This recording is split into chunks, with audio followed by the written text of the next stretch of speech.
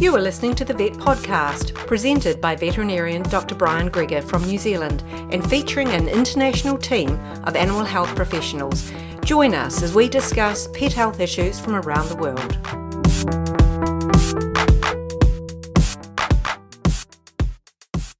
Last episode we caught up with Jim Wight, veterinarian and son of Alf Wight, who was better known to us by his nom de plume of James Herriot, and we talked to him about the world of James Herriot, a popular attraction in the small town of Thirsk in Yorkshire.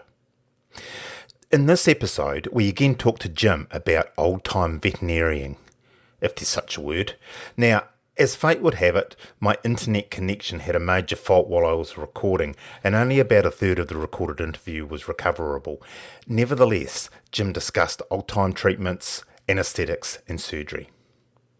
Many of us will have watched cats and dogs sitting in front of the television, intently watching.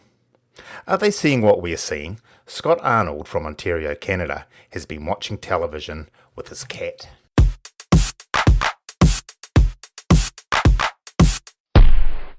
Now, most of us know the name James Herriot. Once again, we catch up with the author, Alf Wight's son, veterinarian Jim Wight, for an unfortunately slightly truncated interview. Jim, as a veterinarian like myself who has seen a lot of changes in veterinary medicine, I'll put you on the spot here and ask you, what do you think has been the biggest development in veterinary medicine from your father's time till now? I think basically the development is the march of knowledge. And when my dad started, there was still a lot of black magic treatments going on, weird sort of old-fashioned treatments, like witchcraft, really.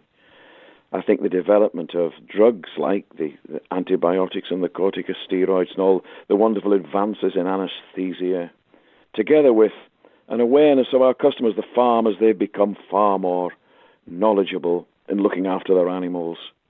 I think these are the great developments in veterinary practice.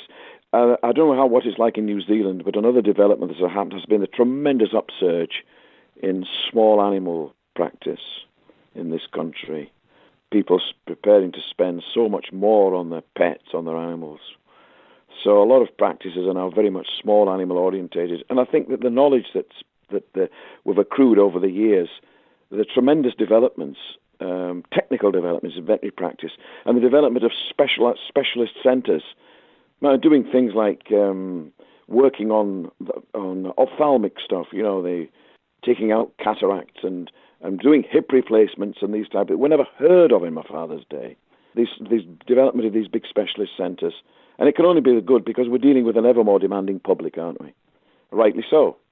They pay for our services and they expect the best. I look at my practice pharmacy now, and it's got so many drugs in it, they're both human and veterinary. And I think back to when I qualified, which was over 30 years ago now, and medical arsenal was only a fraction of what we have got now. What was the situation in your dad's time? Well, of course, this is the day before he had any antibiotics to treat infections. And so they were putting things like mustard plasters onto calves with pneumonia, and they were putting diesel oil onto animals with skin diseases and all this sort of weird things. In fact, I remember he used to tell me that with horses with colic, they used to stuff raw onions up the rectum of horses with colic, this sort of thing. My dad used to like these cases because he used to take the onions out. He used to cure them by taking the onions out. But then suddenly, of course, the way it's changed, he suddenly had the modern drugs. And then overnight almost, the vet became the magician with the needle. There were great days for the vet there, the magic man with the needle. These days have gone. So these old treatments that they're using, the onions and the mustard poultices, did they work? I think some of them used to work. There always was a little bit of truth in some of these old, and logic in some of these old witchcraft treatments. I mean, if you look at the world of James Herriot at some of the stands in the old pharmacy, some of the stuff they used to drench down calves with husk parasitic bronchitis, mixtures with ether and turpentine and arsenic and all these things. I mean, half of them used to kill the patient, let alone the worms. Some of them used to work, especially the castor oil.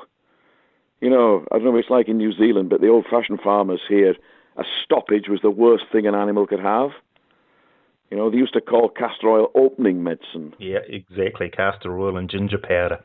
Oh, wonderful stuff. I mean, an old vet told my father when he was a student in Glasgow, when he was in the 1930s, He said, if you want to be a success in veterinary practice, just keep the bowels open and trust the rest to God, you know. A little grain of truth there as well. Exactly, and the grain of truth I've got is that the best veterinarian in the world's Mother Nature. Leave the thing alone. So, moving on.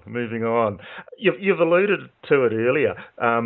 Small animal surgeries are really becoming a big part of veterinary practice these days, and a lot of that is actually surgery. Now, we've got advanced anaesthetic machines. Our young surgeons wouldn't consider anaesthetising a patient without a machine connecting it, having a number of monitors measuring every body function it can, and most particularly, it's got to go beep. Back in the early days, I would imagine that anaesthetics wouldn't be quite so high-tech. They certainly weren't. I mean, when I came to the practice, I worked somewhere else first, but I came to the practice in 1967. Nearly all the operations were sent away to a small animal practice. They weren't done at Thirsk here. So I just bought myself a little to and fro anaesthetic operation with a carbon dioxide absorber, you know, and did a little bit of our closed circuit anaesthesia as it was. And we started doing our own operations. Prior to that, it was putting their noses into masks of ether. I mean, you could smell the ether down the street outside our surgery. Just an open mask. Goodness knows if anybody got a cigarette in the place, you know, because they could have blown the place up. It was talk about high tech, it was just exactly the opposite. But, you know, my dad was he said he described himself as a nervous anaesthetist. And whenever I was operating or he was helping, he never took his eyes off the animal. You know, this is what used to worry him. He said all this high-tech stuff that was coming in. He said, nevertheless, you've still got to watch your patient. Because if it stops breathing, you've got to do something. So he was very good that way.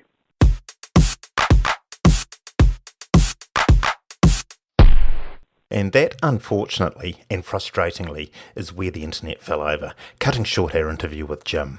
Modern technology, eh? Never mind. We move on now to veterinarian Scott Arnold from Ontario, Canada, who answers the question that awesome Australian band from the 80s, Hunters and Collectors, asked. Do you see what I see? Scott, let's just cut straight to the chase. Can cats and dogs see TV? Well, I guess the answer to that depends. It depends on the fiber optics of your TV, and it also depends on the temperament of the pet. So I guess the big thing we need to know is this thing called refresher rate. This is about how fast an image on a TV changes. We know that humans need a refresher rate about 16 to 20 images per second. Pets, they say, need about 70 images per second. If it's slower than that, instead of seeing a continuous motion, the dogs and cats are seeing still pictures coming up now and then. Now, if you look at your old TVs, they had a flicker rate around 24, so all they would be seeing is still images every once in a while. On the other hand, your modern TVs, like your HD TVs, they're about 100 flicks per second. So yes, dogs will be able to watch those guys. So are they seeing what we're seeing? No, I don't think so. I think they're seeing, first of all, they don't see the colors we see. We have about 3 sets of cones in our eyes, which allows us to differentiate between colors. On the other hand, dogs, they only have about 2 cones. So they're not seeing the same colors at all as us. The other thing is, depends on the type of images. They say you have to put the TV down at their level rather than up high. They don't like to look up. They say they like to watch things that are moving across the screen like animals rather than up high things. It attracts their attention. Are there any breed differences? Well, that's controversial too. They say Greyhound and Labs seem to like TV a lot better than other pets. But they were talking also about birds. The problem with birds is they have a very high flicker rate. And they were saying that even if you put the TV on for birds, it's almost cruel because it's almost like a strobe light going off for birds because they have such a high flicker rate. So there are differences in breeds and also differences in species for sure. What about things like the focal length, like how clear the vision's going to be to cats and dogs? Right. Their retina is not as developed as ours, so they don't see clear images like we do. They're a little more blurry and a little bit different than what we see for sure. Now, the funny part about it is cable companies are counting on this. In North America here, they've started cable channels for dogs only that people subscribe to. So I guess they're hoping that dogs are going to watch TV. So what kind of programming are they putting on that? Apparently ones dogs like, other dogs. That's what they're doing here. Seems pretty strange to me. As kids, we were told, don't sit too close to the television, you're going to go blind. The cats here at home, they sit right in front of the telly. Are they going to be doing any damage to their eyesight?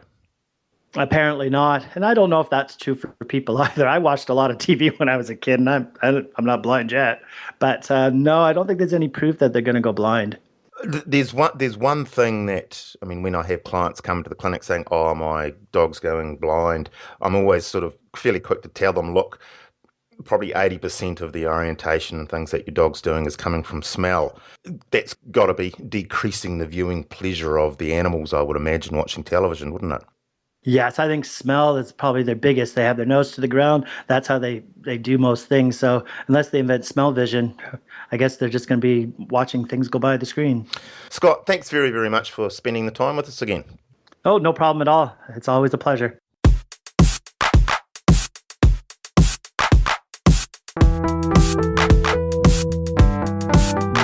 You have been listening to the Vet Podcast.